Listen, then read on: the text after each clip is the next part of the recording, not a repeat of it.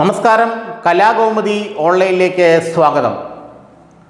OBC അഖിലേന്ത്യാ പ്രസിഡന്റുമാരെ വേണം എന്ന ബോർഡ് വച്ചിരിക്കുകയാണ് ഇപ്പോൾ ബി ജെ പിക്ക് ഇപ്പോൾ OBC വിഭാഗത്തിൽ നിന്നുള്ള പിന്നോക്ക വിഭാഗത്തിൽ നിന്നുള്ള അഖിലേന്ത്യാ പ്രസിഡന്റുമാരെ സൃഷ്ടിച്ചെടുത്തേ മതിയാവും.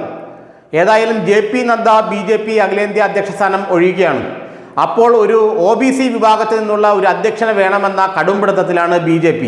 ഇതിനായി രണ്ട് പ്രധാന പേരുകൾ, ഒറീസയിൽ നിന്നും ധർമ്മേന്ദ്ര പ്രധാനെയും മധ്യപ്രദേശിൽ നിന്നും മുൻ മധ്യപ്രദേശ് മുഖ്യമന്ത്രി ശിവരാജ് സിംഗ് ചൗഹാനെയും, ഈ രണ്ടുപേരിൽ ആരെങ്കിലും ഒരാളെ BJPയുടെ അഖിലേന്ത്യാ അധ്യക്ഷനായിട്ട് നിയോഗിക്കാനാണ് ഇപ്പോൾ പാർട്ടി ആലോചിക്കുന്നത്.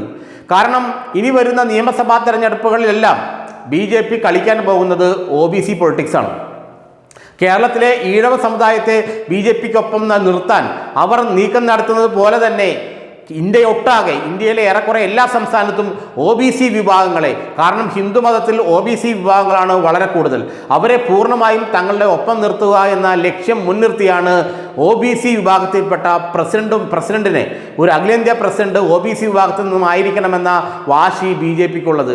തമിഴ്നാട്ടിലും കർണാടകയിലും ആന്ധ്രയിലും ബീഹാറിലും ഉത്തർപ്രദേശിലും മധ്യപ്രദേശിലുമെല്ലാം OBC വിഭാഗങ്ങൾക്ക് വലിയ സ്വാധീനമുണ്ട്. അതുകൊണ്ട് തങ്ങളുടെ അടുത്ത അഖിലേന്ത്യാ പ്രസിഡന്റ് OBC വിഭാഗത്തിൽ നിന്നുള്ള ആളായിരിക്കണമെന്നാണ് BJP ആഗ്രഹിക്കുന്നത്. RSSും ഇതിന് സമ്മതം മൂളിയിട്ടുണ്ട്. കാരണം ഇപ്പോൾ പ്രധാനമന്ത്രി നരേന്ദ്രമോദി OBC വിഭാഗത്തിൽ നിന്നുള്ള പിന്നോക്ക വിഭാഗത്തിൽ നിന്നുള്ള ഹിന്ദുവാണ്.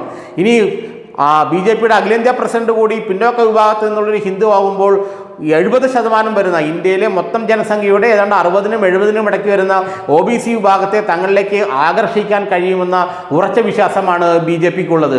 കോൺഗ്രസിനെ ഏതു നിലയിലായാലും പരാജയപ്പെടുത്താൻ അല്ലെങ്കിൽ അകറ്റി നിർത്താൻ ഇത്തരം OBC അഭ്യാസം കൊണ്ട് സാധിക്കുമെന്നാണ് BJP കരുതുന്നത്.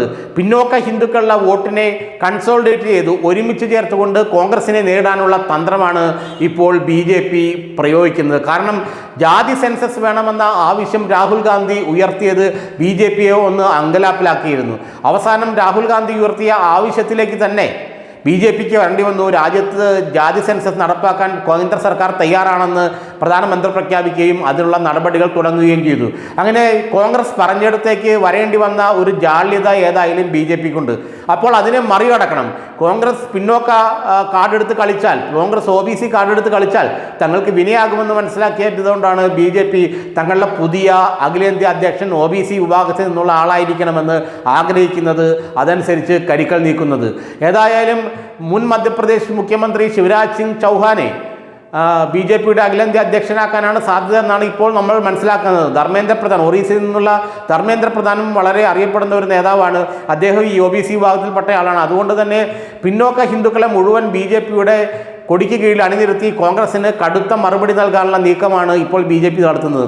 ഏതായാലും ജാതി സെൻസസ് വേണമെന്ന രാഹുൽ ഗാന്ധിയുടെ ആവശ്യം BJPയെ ശരിക്കും അങ്കലാപ്പിലാക്കിയിരുന്നു. അതിനെ എങ്ങനെ കൈകാര്യം ചെയ്യണം എന്നറിയാതെ BJP കുഴങ്ങുകയും ചെയ്തു. അവസാനം ജാതി സെൻസസ് നടപ്പാക്കാൻ തങ്ങൾ ഒരുക്കമാണെന്ന് പ്രധാനമന്ത്രിക്ക് പ്രഖ്യാപിക്കേണ്ടി വന്നു.